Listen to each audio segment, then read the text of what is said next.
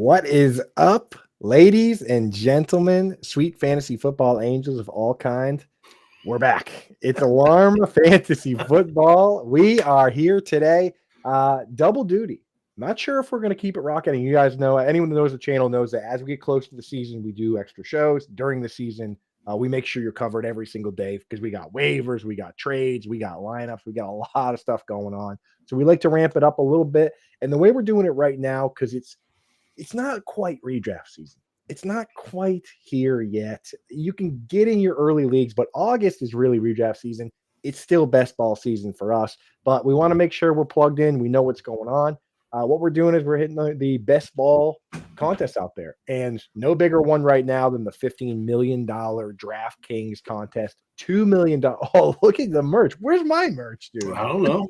Unbelievable. I got this one. I got this one years ago. Live final King of the Beach contest. Oh, that rules, dude. All right. Yeah. Okay. Well, we got a lot on the line. $2 million on the line. Hats are on the line. A hat for Ani Coop, as promised yesterday. If we do win the $2 million, maybe some hats around the board. And what we're doing today, yesterday we drafted as a team. Today, we're going to go in and try to get in the same draft and draft against each other. And you guys, if you go get set up over there right now, you can use our QR code that Mr. Bender, the tech department, is going to put on the screen here. What they're doing right now is if you jump into their big contest, the $20 million, so $20 entry, 15 million on the line. If you jump in one of those, they give you a free ticket to draft a second.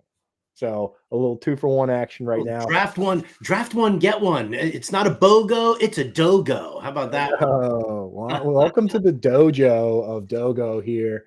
Where we're gonna try and win the money ourselves. So jump in there and draft against us. Right now, we're going to hit that start button and hopefully get it going. Let's count down. Bender, are you ready? I'm ready. 3, 2, 1. Entered. Dun, dun, dun, dun, dun. Okay, I am in. We will put mine on the screen no matter what. Looks like there's 7 to 12 entrants. So hopefully if you join, you can get in the same one. We're going to get that rocking. While we wait for that to fill, got to hit on the big news right now. All right. People in the chat already talking about it. And I see Noah hanging out there. Big Rashee Rice news. Wonder how far he'll slide. For those that don't know, last March, he was involved in the incident, multi-car pileup that was caused by him and his friends driving Lamborghinis and Corvettes like maniacs. Oh, we're in, Coop. You're in this one too? I mean, it just popped up. You have picked 4, right? Sauce McFloss? Yes, we are in. Hey, we're not picking back-to-back. Conditions are perfect. That's all. I wish one was in the same room and not picking next to each other. So good news on that front. But yes, the news with Rashee Rice, not good news. He was actually kind of sneakily, because no one really knew there was a date or anything. His court date happened. He was sentenced to 5 years of probation, and during those 5 years, he has to do 30 days in jail.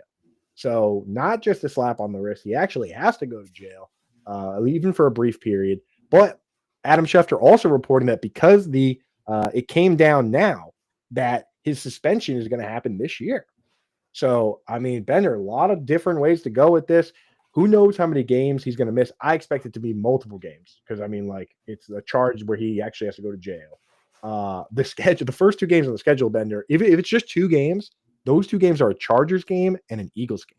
So even if it's just 2 games, very serious games. They also early in the season face the Ravens within the first 4 weeks. They've got a really tough schedule with the Commanders and the Lions and the Bills and all sorts of tough teams, the Broncos twice, obviously. So depending on how many games he misses, could really, really hurt for fantasy. Could open the door for some other people, right?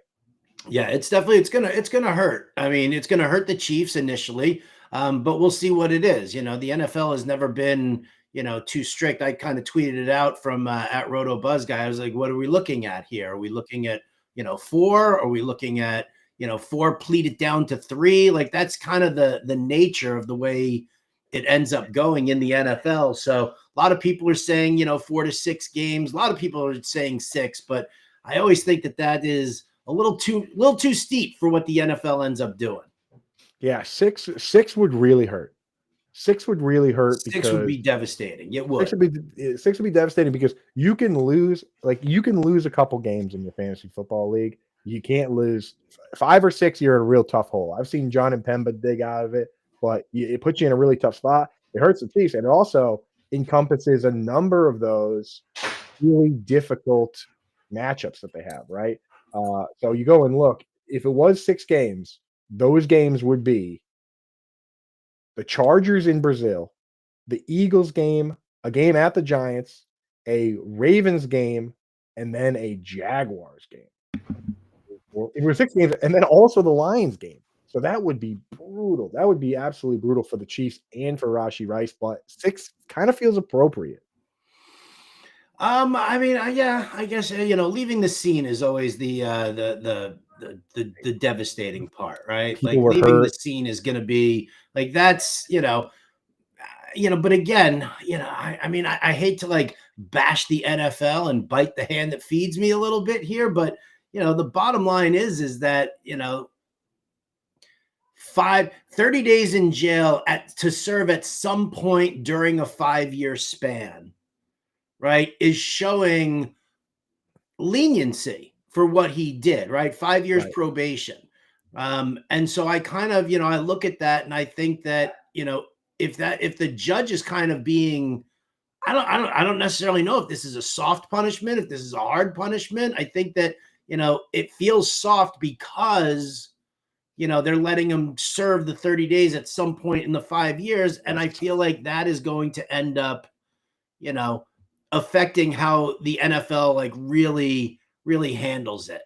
Right. And if they had him report immediately to jail, that would be one thing. Or, I mean, if it was a set determined time and they didn't care about his job, that'd be different. But yeah, he's just going to do it during the off season. Right. So, Right. Hey, does it have to be concurrent? You know what I mean? Just like, do it do you have to do 30 straight days, or can you do it like spread out? Do a little weekend here, a little Monday, Tuesday. I think you might have to do the straight 30. I don't know, man. I feel They should right? make him do it straight 30. You're like, you know what? I got no plans this weekend. I'm gonna go do some time. I'm gonna go serve a couple of days of my sentence. I don't think that's really where we. My wife wants me to go do something at the in-laws, and I'm like, sorry, I gotta be in jail. You know what? I gotta serve my time real quick. I gotta be in jail that day, right? We don't mean to diminish that what he did was wrong, but I mean, when you turn around and you say, at some point in the next 5 years, right? I mean, how many times have we seen, players don't have a 5-year career in the NFL? True. That's true. I mean, a lot of guys don't. That's a second contract, right? A lot of guys just don't get that second contract. Sometimes they get released before their first contract. So, it definitely matters. And I mean, when I look at these suspensions, I wonder if they'll go back to the old trick they used to do. The classic. So here he is at the top of the queue now. I'm not going to take him. I'm going to take Ladd McConkey here. It is full PPR, so I'm going Gibbs and McConkey and just leaning into the format. But I will say they used to do the trick where, they would give a guy a 6-game suspension and then they would reduce it to 4 games. Like, I feel there was a period there where every suspension was reduced. Yeah. So I wonder if maybe they'll bring back that trick, because it's the easiest way to, kind of pretend like you're given a stern, strict punishment and then kind of double back on it, so you could see that. But yeah, Rice is going to miss games here. For this format, now we have to ask the question. This format really does lean into the last few games. This is one where it pairs down the number of teams, and then the teams go into a playoff type format, and the big prizes are all decided at the end of the season. So might not have a big effect on this. If you're in any leagues that are like a roto type league where it's total season points, if you're in any league, so he's completely off the board in something like that. If you're in a league that does like a guillotine league, I'm not drafting this player in a guillotine league. My team could get chopped before he's even back, So definitely check your format before you draft guys like Rashee Rice, Jordan Addison, Brandon Ayuk, because I mean you just can't afford to bleed any sort of games in formats like that. No, definitely not. Definitely not. Looking at this board, first 2 rounds went a little bit. Oh, Rashee Rice just off the board there at the third round, 6th pick. That dude, Becca John, you got to get a Twitter account. Yeah. Yeah. Oh man. I All right. wonder. This is like that's the first time. Look at that. I like that. I like seeing somebody go with the RB heavy kind of a system there Let's that they're rocking. see. Oh, am I on They the are, clock? Look at me on the clock already. yeah, they already added. I just wanted to check. They already did add a note here, so Okay. no excuse. There is a note that has been added to the system, and there's a label. Okay, talk us through your. I almost took Lamar Jackson with my pick, so I think that's a good pick for you right there. Good value on him versus ADP. So talk us through these first 3 rounds, Bender. How you Yeah, I feeling? mean, listen, I think these first 3 rounds. I mean, it's kind of a no-brainer, right? Malik Neighbors is just going to get peppered with targets. I literally just wrote up the Colts offense, which will come out in the Fantasy Alarm Draft Guide. And I mean, listen, it's just very bullish on what they're going to be doing with Jonathan Taylor. And the beautiful thing, what I love most about the Colts right now, in all honesty, is that for the first time they've got a legitimate RPO mobile QB as the backup. Right. Let me just take a guy here real quick. Where do I want to go here? Coop, do I want to just yeah, I mean, I'll just go standard here. Standard Bender draft and take a little Kenneth Walker That's a good pick. for that. But so I'm you're finally they're not going to need to like change the offense around like they have before. And I think you're going to see a lot more consistency with the Colts this season because whether it's Daniel Jones or Anthony Richardson, they're still going to go RPO heavy. They're still going to, they're still doing a ton of vertical routes. They're pushing the ball downfield, right? It doesn't matter if it's Daniel Jones or Anthony Richardson. I mean, we prefer Jones as the passer to Anthony Richardson, but guys like Pittman and Alec Pierce and Tyler Warren, like those are the guys now, when you had Joe Flacco under center or Gardner Minshew under center, then it gives way to a guy like Josh Downs because it's just the short passing route and it's easier for that kind of a QB to do that. I think now they're just going to be looking straight downfield all the time. So I'm less bullish on Downs. I'm more bullish on Taylor and the wide receivers. Lamar Jackson to me is a no-brainer. He's a no-brainer. Especially in this format. I love getting the extra rushing yards out of him. And the passing work has been great. And then Kenneth Walker, I've been telling everybody about Kenneth Walker and Clint Kubiak and Rick Dennison and what they're going to do for that ground game. So far right now, I mean, listen, I get that it's full point PPR and maybe Jonathan Taylor and Kenneth Walker aren't huge pass catching running backs. But I don't think that's really going to, hurt me too much here because I'm going to come back now and I'm going to start hitting the wide receivers a little bit more heavily. Yeah, I have a full article coming out on Kenneth Walker that I'll be finishing up today. So a little player profile. I do a few of those every year for players that I specifically like a lot. Kenneth Walker went, Alvin Kamara went. Those hurt pretty bad. Gave me an opportunity to draft a guy I don't have a ton of shares on, Marion Hampton. It is more of a contingent play. You need kind of something to happen with Najee Harris. But I do like this Chargers offense. I think this is going to be a big Chargers type stack for me here. So I feel good about the upside of that guy. He's not necessarily my favorite pick, but sometimes you got to take the value when it's there. T. Higgins, Lad McConkey, Jameer Gibbs are guys I all love in this format. So those are pretty easy ones for me. So we'll see how we go here. It hurt. I was definitely going to take Kamara there if he didn't get picked because pass catching formats good for Kamara. Unless he's got an offensive coordinator who doesn't like throwing it to the running backs. Well, he threw it to the running. Last year, he threw it to the running back like 50 times. I'll take that all day. All right, long. talk us through your pick here.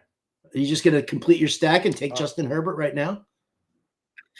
No, I'm going to wait on that a little bit. I actually am going to complete a stack, though, by taking Swaggy Joe.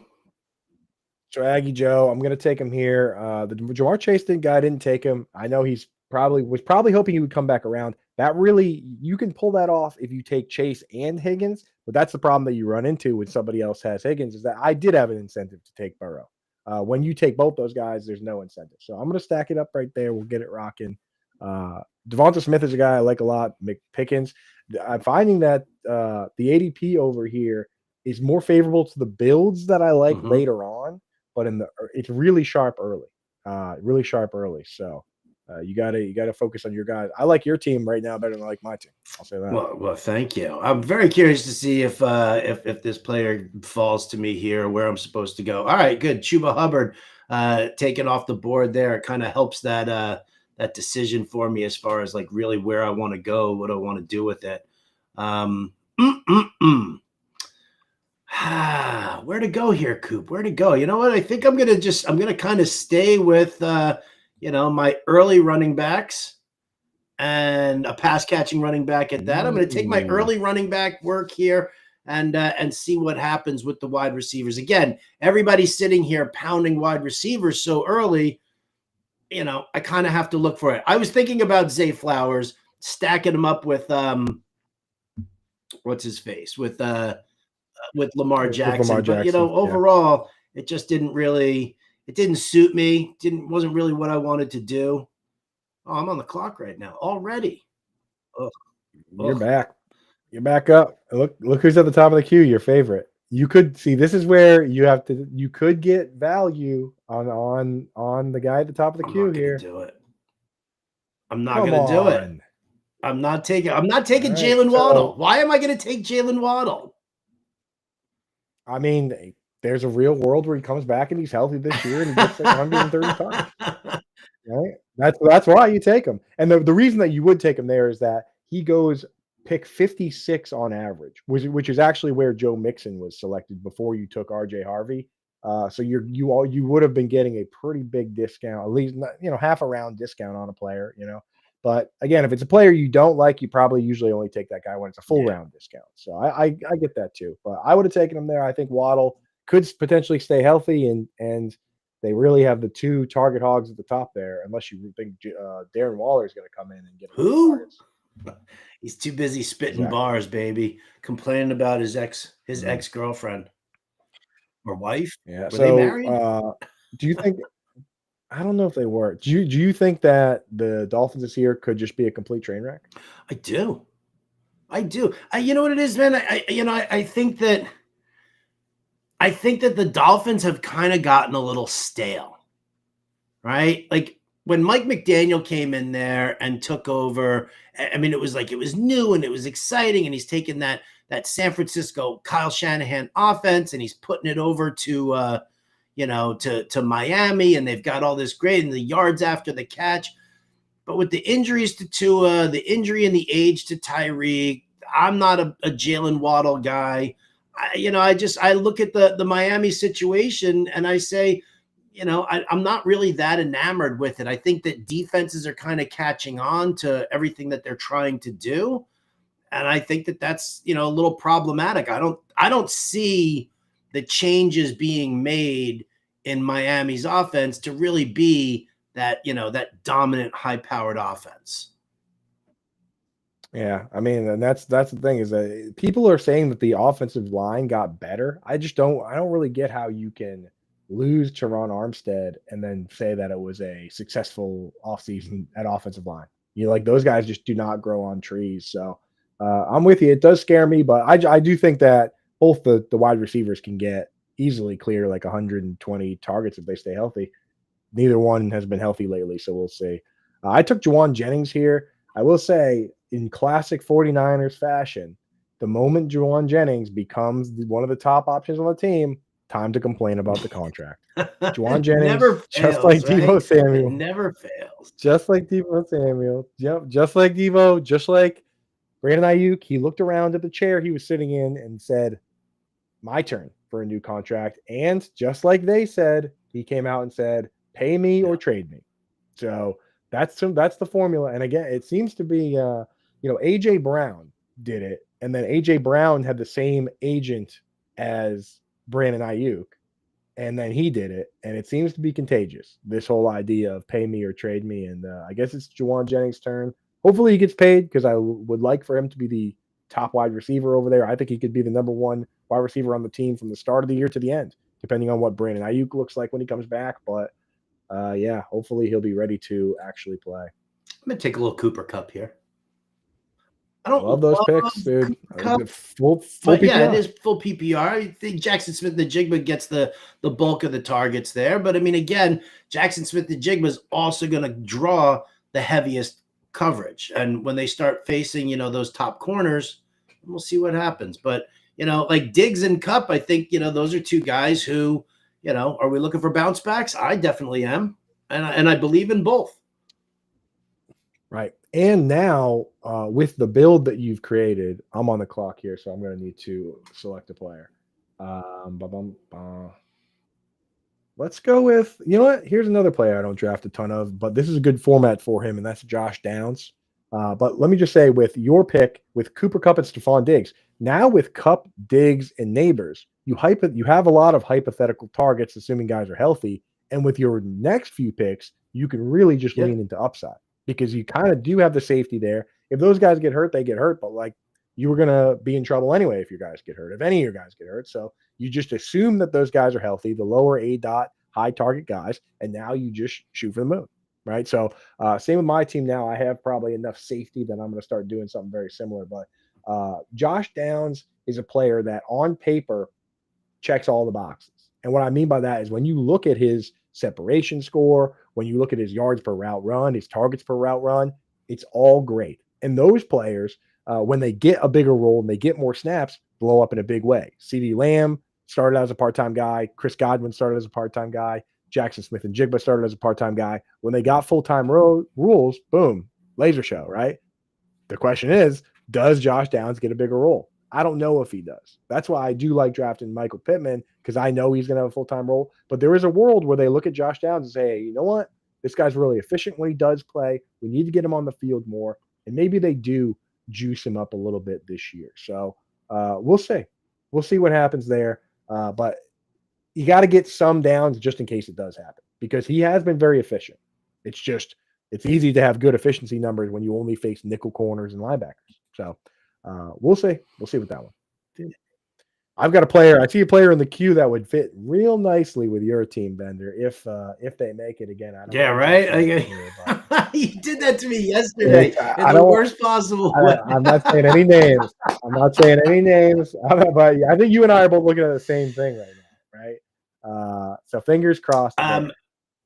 Jerry Jeudy, another player, just real quick, that again, I took a little earlier. We're just betting. I'm hoping that Joe Flacco is the guy and can hold on to that job as long as possible. But I mean, the real concern for tournaments like this, where the last few weeks matter most, is that even if Flacco starts, this team has a 4.5 win over under. And we know what happens to the Browns when they get to the end of the season and they have 3 wins. They open up the clown car of loser quarterbacks, and it's just a nightmare. So that, you know what I mean? We love the clown car. Also happen. The clown car could be rolling out once again. All right, Bender, he made it. Oh, is that who you were talking about, Rashad Bateman? No, it wasn't, okay. Dude. It wasn't. And so if I don't want to say his name just in case here, but I was looking at somebody totally different. For not totally different, very similar on a similar team. But you know what? I don't know. You got one stack. Can we do a super stack? We'll have to wait and see on that one. As a reminder, guys, we are drafting here live in the DraftKings $15 million best ball tournament. And listen, if you guys have not signed up yet over there at DraftKings, well, let me just remind you that went right in front of me, man. He went right in front of me. Come on. That weasel. That kind of hurts. I thought you were going there. Hey, but you got Bateman at least. I thought you were going. I was going to go with Mandrews. I was, but I figured Bateman was higher up in the queue, and then all of a sudden, and whatever. Anyway, folks, here we are drafting. $20 entry fee, $15 million in total prizes. $2 million goes to first, and our partners here over at DraftKings are doing a draft one, get one. So that means that you enter into this $15 million contest, you pay your $20. They're going to give you a ticket for another free entry into this same contest. So an extra shot there for you at winning your share of $15 million in prizes. Absolutely spectacular. Go to I'll just slap this up here real quick. I don't mean to cover your face with a little QR code there, Coop, but there you have it, folks. You can click that QR code or go over to fantasyalarm.com/DKBestBall, download the DraftKings app, and then enter in the $15 million best ball contest. Draft one, get one, baby. Come on. Oh, you got your Justin Herbert. You got your stack. Look at you. I got him. And not only did I get him, but he was the top guy in the queue. So we're getting him at good value here. I mean, my hand, I'd be lying if my hand did not hover over Drake May's name right before I took my guy. But these guys, man, they're hurting our feelings. I was going to go super stack with Trey Harris too, but Trey Harris just went. Sad. Oh, there goes Drake May. He would have gone right in front of you there too. That's fine. I'm taking the one-eyed monster. Actually, no, I can't. I'm not going to take Najee Harris. I almost just took Najee Harris on a team where I already have a Marion Hampton. That is in a tournament like this, not a high upside play. Not a high upside play. Maybe in something like a league where you actually set lineups. Would you feel okay about that? You know, I watched a guy do in a $10,000 buy-in draft once, take both Gibbs and Montgomery as his RB1 and RB2, and that worked out fine for him. But in something like this, you just need a little more upside. That you basically, if you draft one of them, you're hoping the other one gets hurt. That's basically how it works. I mean, listen, I don't, can't do it I took Charbonnet. I don't love taking Charbonnet, but I mean, I figure it's a move that can keep me covered, at least for the time being. I got to start maneuvering around and finding some guys. You know what? Here you go, Coop. Instead of doing it with the Mandrews, we'll get it with Isaiah Likely, right? Let's throw down Likely. Harbaugh has said that he wants to, get Likely the ball and help him into a breakout season. So why the hell not, right? Yep, that's what you got to do. You need that contingent upside. You got to get lucky. And people forget that. Like guys like Bucky Irving and to some degree Tank Bigsby, who, out carried Travis Etienne, they still needed the injuries to get the opportunity. A lot of these like old school coaches are pecking order type guys, and you still need a little help to get there. Like if Rachaad White never got hurt, Bucky Irving might not have taken off the way he did. Same thing with Trey McBride. If Zach Ertz doesn't get hurt that year, Trey McBride probably more of a slow burn up to a high level than what we've seen. And Mark Andrews he's getting up there in age. He's been banged up. You never know. So I do that play all the time with like, if I don't get the guy I want, if it's a scheme I like, I will just take his backup later on, and we'll see if we get some. And how many people are going to sit there and they're going to see Lamar Jackson, they're going to grab him, they're going to immediately gravitate to Zay Flowers, and then they're going to gravitate to Mark Andrews, right? So if I go the other way here and I go Bateman and Likely, maybe it differentiates myself, me from the rest of the herd a little bit more than which is helpful in an obvious large field tournament such as this. Large field tournament. Exactly. I mean, just same with my team. If Jamar Chase goes down and I have Joe Burrow and T Higgins, now I have a leg up on everybody that did the Burrow Higgins Chase stack, right? Because they lost Chase. So little things like that, you just have to envision a path to upside for these guys and try and build a team that way with that in mind. Collecting value along the way. There's one name here that I'm hoping makes it a couple more picks to old Andy here. I'm going to have to start thinking about what I'm going to do with tight end. Just having Dalton Kincaid, definitely not strong enough. So I think I'm already looking at a 3 tight end. Did you see the 3 tight end build I posted on the Twitter sphere the other day that I did on a different platform where I was like, I don't know why I do this to myself. I did see that. Did you see that one? I did see that. I mean, you know what? I mean, let's face facts, dude. Right? There's a little bit of pressure on you as far as like who your tight end selections are in any format.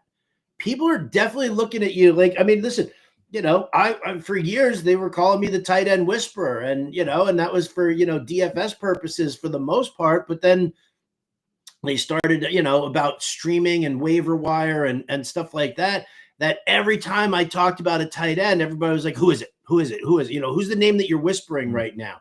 So, you pull up in like that little niche area of coverage of the tight ends that they're expecting. You're dissected. Your selection of tight ends is probably more dissected than any other analyst out there right now.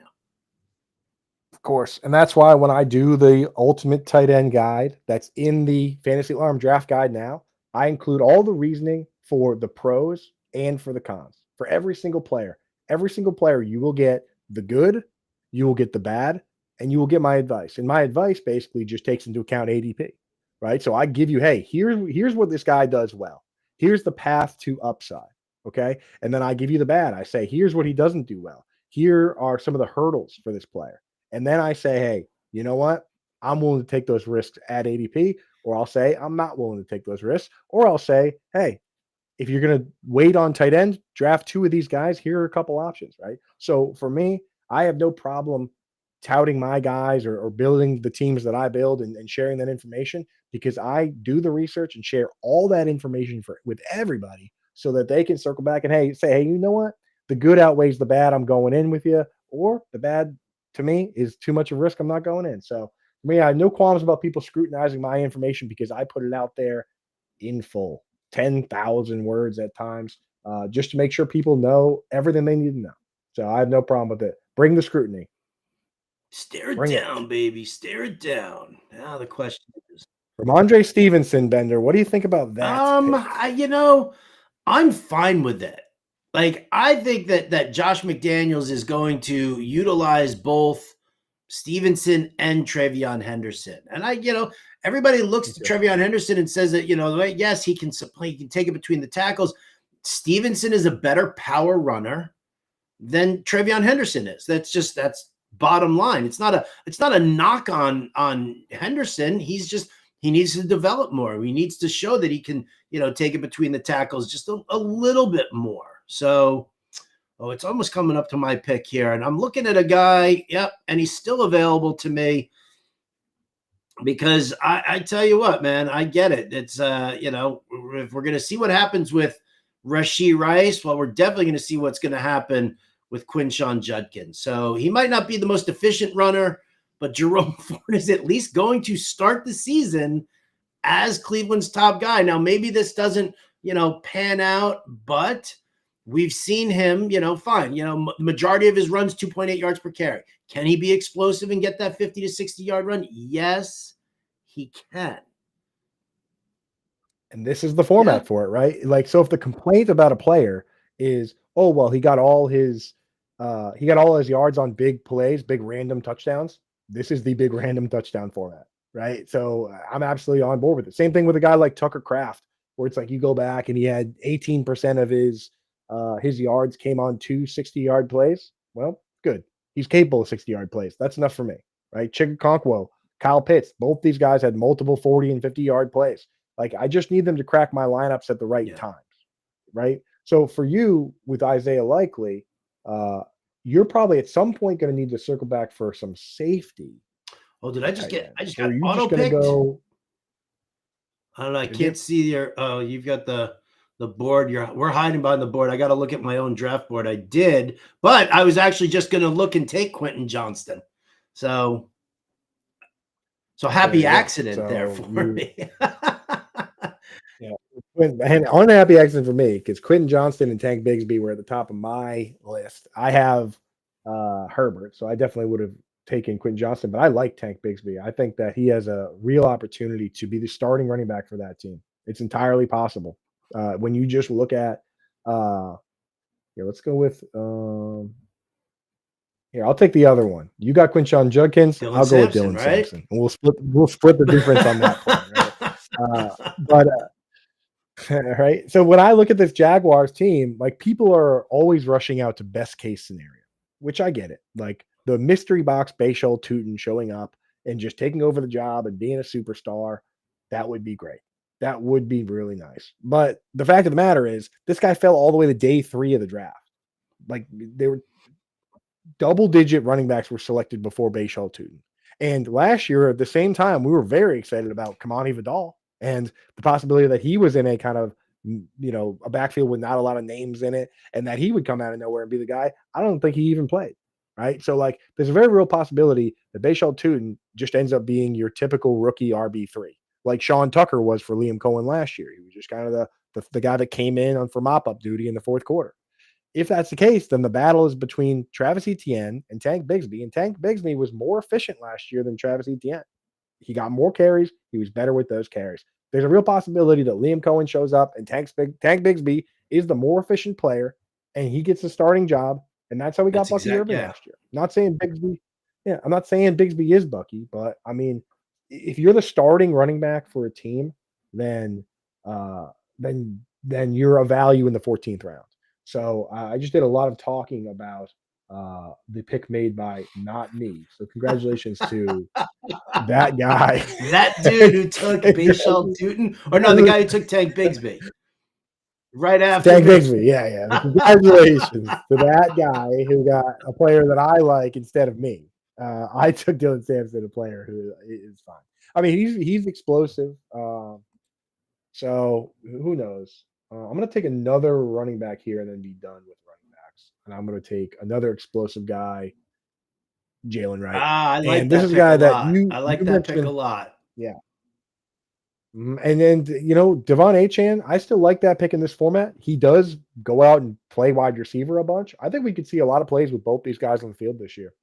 Hearing good things from Mike McDaniel, he, in the most Mike McDaniel way possible, told reporters that he went to Jalen Wright and was like, he said some cryptic thing like, I need you to display to me non-verbally your wanting to get the ball more. Right, which is like he's like the cryptic riddler. It's like, just tell us you asked Jalen Wright to work harder and practice.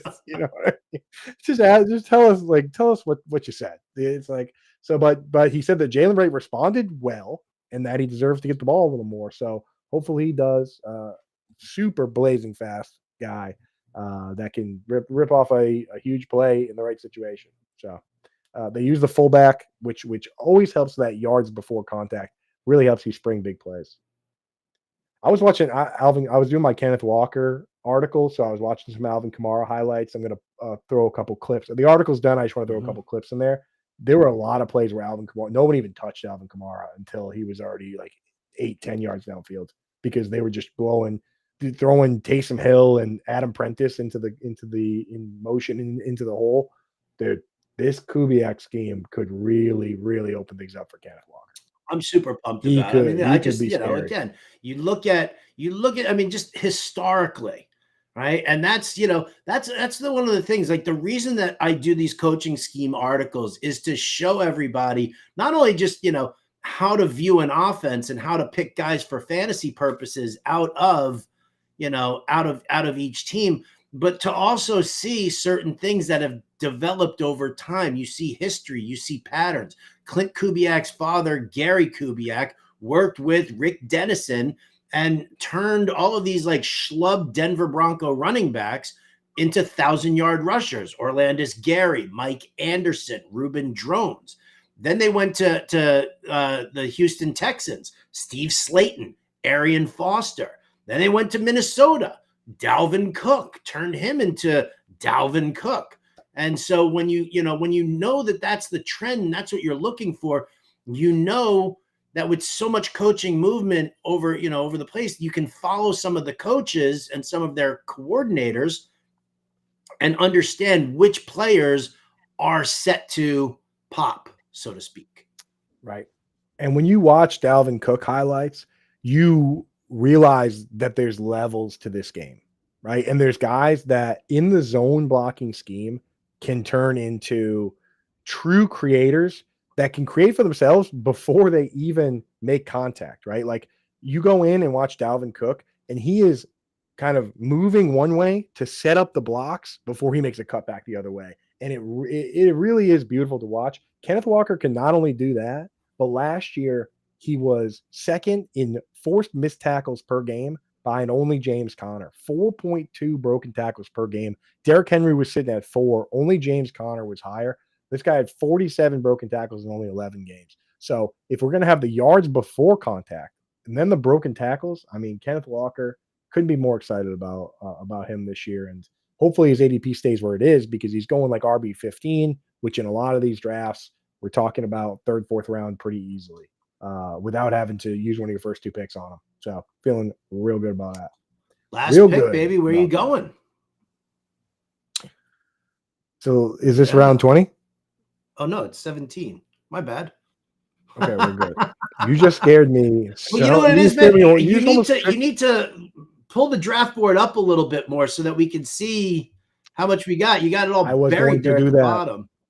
I was going to do that. I just want people to see the picks that we already have made. Here, we'll now get a few more rounds up there, but you want to be able to see the 2 rounds. Right there you go. Yeah. You want to be able to see some of the picks we made recently. Although I should probably scroll it up far enough that people can't see my Darren Waller.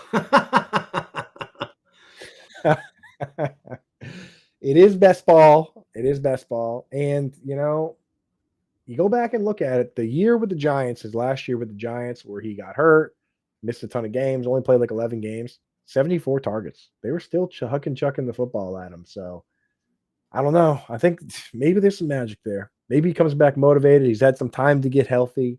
On one hand, time to get healthy is good. On the other hand, not playing football and then going back and playing professional football might not be a good thing for a guy with historic hamstring issues, right? Got to imagine they put him through a rigorous workout before they signed him, though, right? You would think. Yeah, they definitely did a bunch of MRIs, all that stuff. So we'll see.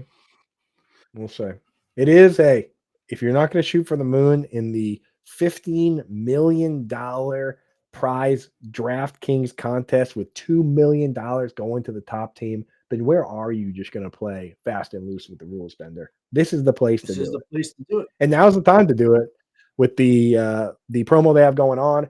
If you go to fantasyalarm.com/DraftKings and we can just put the QR code over. You're going to slap that QR code over your face.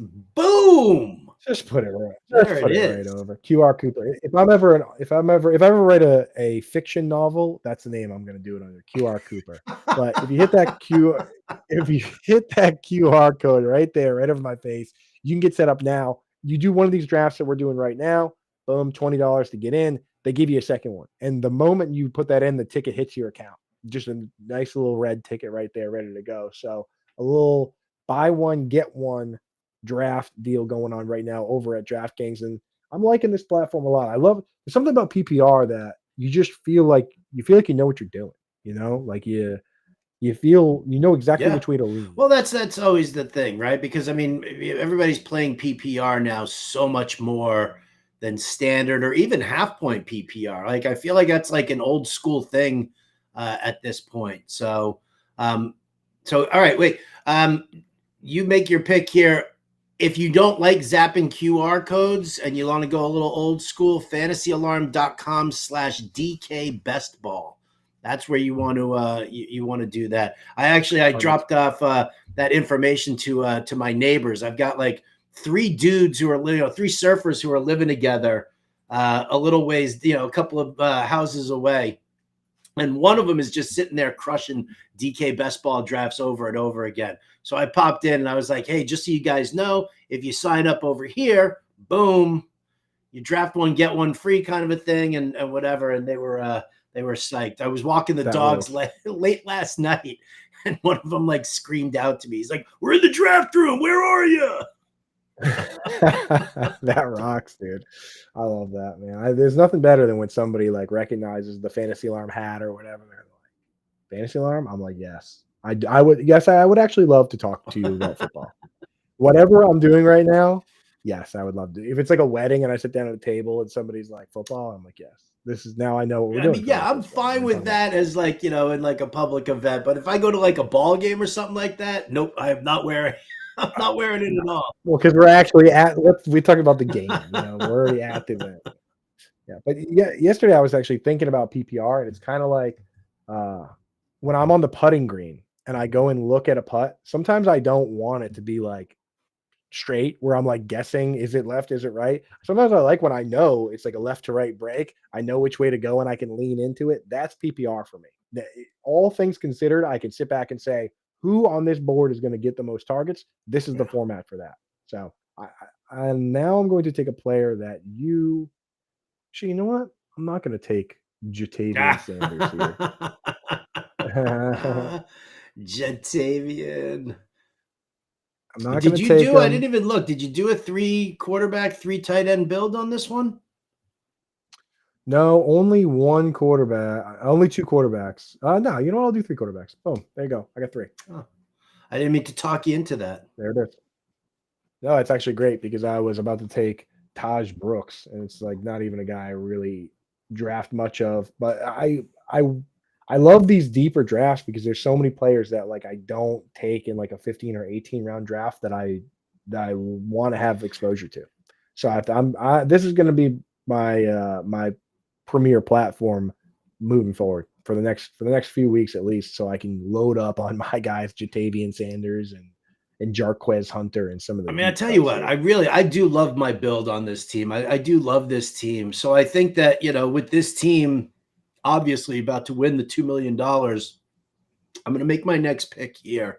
And I'm going to do it with like you know, sort of like I don't know, like a stick it to you kind of pick here. Because wouldn't it just be like so perfect to win $2 million on a roster that has Jatavian Sanders? And I hate Jatavian Sanders. There it is, dude. Hey, you know what? That would I be hate him. poetic, dude. That I would be hate him. He's not poetic. going to do And anything. why? That's a wasted pick. Why do you hate him? Why What's do you that? hate him? I Why do you just hate don't him? think Yeah, that he was they just good. don't incorporate. I mean, we've seen, Dave Canales, in the way he runs his offensive scheme. The only time that sweet baby Cade Otton really did anything was when multiple receivers were like missing time and banged up. So I just don't think that he incorporates the tight end enough. I think he likes using the tight end as a blocker because he does go so run heavy. Last pick here, and again, I'm hearing the coach speak. I like what I got. And if this affects your stack and it takes a little player away from you, well, why not go with the attitude problem that is Jermaine Burton?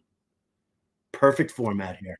That's okay with me. That's okay with me. And yeah, I mean, the thing with Burton and why you want to take stabs on guys like this is that we've never really heard anything that suggests he's not a talented player.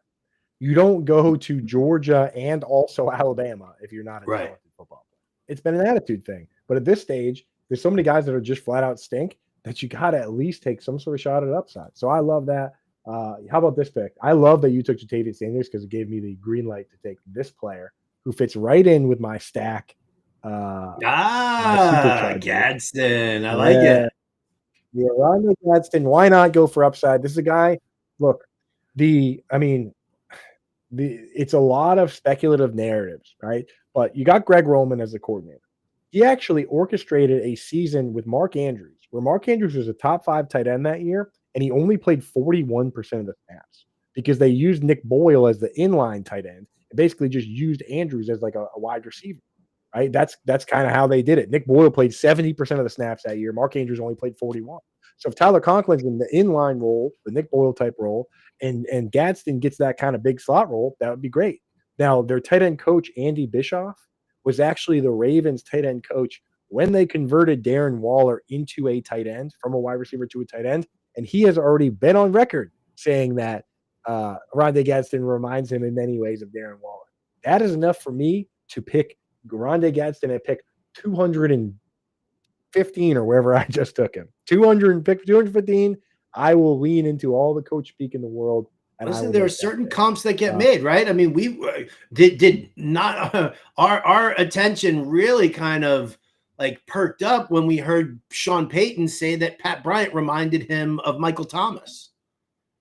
I started using Pat Bryant as like a last round pick in a ton of best ball, and look at him here now. He's a 15th rounder. Now he's moving on up. You definitely have to make note. Now, again, not all coach speak matters, and there's a lot of things that are said. You got to check in with our guy, Coach Speak Index, Greg Branos. He does a really good job of kind of trying to sort through that. A very difficult job, but I'm listening to what things are saying because there's a lot of players people aren't talking about at all, and a lot of times those guys just go away. We did just get some breaking news in the chat from Nick. That is good news for you and good news for me. Mike Williams officially deciding to retire Let me just double check to make sure that is true. Wow. I mean, I knew he was going onto the pup list there. You know what? I think I was talking with somebody the other day about the whole Chargers situation and Trey Harris because I posted a video on my socials, which you guys can find at RotoBuzzGuy. If you're on TikTok, it's at the real RotoBuzzGuy. But I was talking about Trey Harris and the ability to kind of leapfrog Quentin Johnston and Mike Williams. And then, just back and forth with this guy. And he was like, oh, wouldn't it just be so fitting for fantasy if Mike Williams, ended up like popping this year? I'm like, yeah, it would be so fitting for fantasy purposes. But if Mike Williams just retired, that's big story. That's great for my Quentin Johnston pick. That's great for your stack that doesn't include him. And it's great for Trey Harris, who I have a ton of shares of across multiple platforms. Yep, there it is. So it looks like that it's being reported in a couple spots here. Schefter, 6 minutes ago. Agent Tory Dandy informed the team last night after 8 seasons his client is retiring.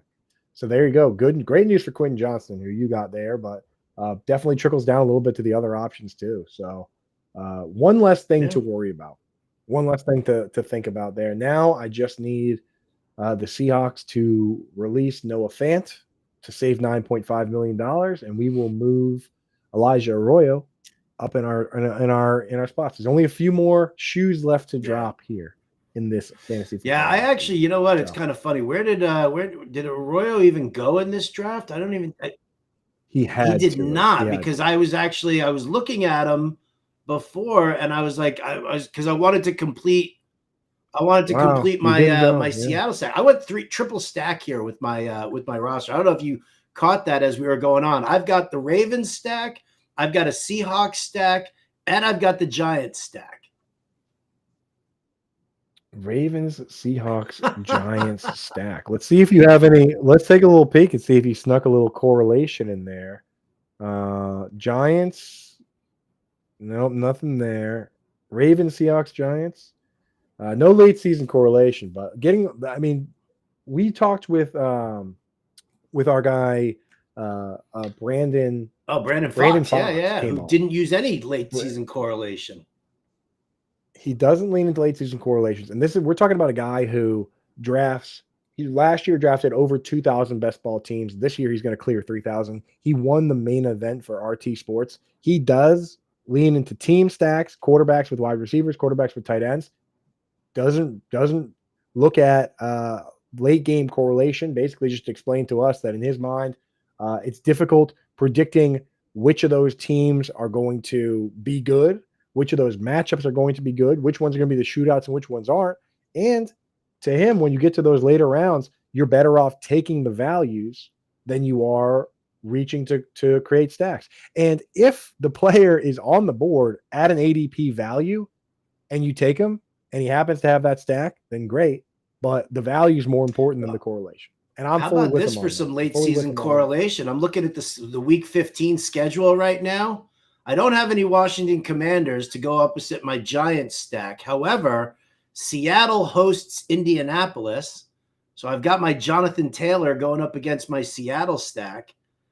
And my other stack, which is the Ravens, they've got Cincinnati. Give me Jermaine Burton. There you go. Shootout. $2 million shootout, baby. $2 million shootout. I like this. Yeah. I feel good about my team. Right. How about you? How do you feel about yours? Do you like yesterday's team better than you like today's? I like yesterday's team better than today's. You know why? Because you weren't in here taking half the players I like with me taking like the other guys. You and I just got all the players that we like, in this one, I actually did early on say to myself, okay, I have an opportunity to draft my own guys here, or guys that I know Bender might be off. Like the Lab McConkey pick straight up was my opportunity to take McConkey, where I know that you're a little concerned about his upside, and rightfully so. But for me, I looked at it, Gibbs, McConkey, ton of targets there. I figured I would just go that way. So I do like a lot of my picks here. I like Tyrone Tracy, Dalton Kincaid, Mondre Stevenson, a lot of my guys here, and we have a lot of crazy upside here. Will be interesting to see what team cracks the code. Did you do 3 QBs and 3 tight ends as well? I did. I've got Lamar Jackson, Sam Darnold, Russell Wilson. I've got Evan Engram, Isaiah Likely, and Jatavian Sanders in there. I just, you know what it is? I went 9 wide receivers and only 5 running backs, and one of those 5 running backs is a handcuff. So I basically have only 4 running backs for the run. Sam Darnold needs to get a little more respect, I think. I mean, this is a guy that, okay, yes, he fell apart completely down the stretch, especially in the playoffs, but this guy was getting MVP votes, right? Through like 40 touchdown passes, 4,000 yards. You know, they chose him over Geno Smith. They have JSN. They have Cooper Kupp. I know they want to run first, but like, I think that Sam Darnold can absolutely come out and run a competent offense here. And I know the offensive line isn't as good as it was with the Vikings, but they made some improvements. They have, they went out and they drafted Gray Zabel. They still have Charles Cross, who was pretty solid last year. The left side of the line's good at least. And Rick Dennison and Kubiak, the offensive line coach, and Kubiak and the coach. They also brought in, so they made Dennison like the assistant offensive coordinator, and he brought in another one of his guys to be the offensive line coach. I've been reading about this guy. He's also like an offensive line wizard. They're like, they brought in everybody they needed to make this happen. From what I'm reading, it's all going to fall on this center of theirs. The center is so important in this scheme, and the guy has limited. His name's like Alu something. They like him, so hopefully he can get it done. But the center, it's all going to boil down to him. But anyway, folks, that's it for us today. Thank you so much for joining us. Just a reminder, hit that like button and hit that subscribe button and throw those notifications on so you don't miss anything. And if you want to draft with us, we're definitely going to circle back and do some more of these DraftKings shows and do some of these, because it's the best. Not only is it fun, not only can it win us a ton of money, but it really is a good way to talk about the players we like and we don't like, because they're right there. They're right there on the screen. So if you want to play along with us, go ahead and hit that QR code right there and get in. If you do that via the QR code, they're going to give you an additional draft. If you do one of these $20, $15 million best ball drafts, they'll give you a free ticket that just shows up in your thing, and you can do another one, buy one, get one free right now. Also go to fantasyalarm.com/DK bestball if you don't like clicking the QR codes, and you can do it the old-fashioned way there. So thank you, everybody, for joining us. Thank you, Bender, for taking all the good players and leaving nothing left for me. That's it for us. We will be back next week with more Alarm Fantasy Football. Adios, turd nuggets.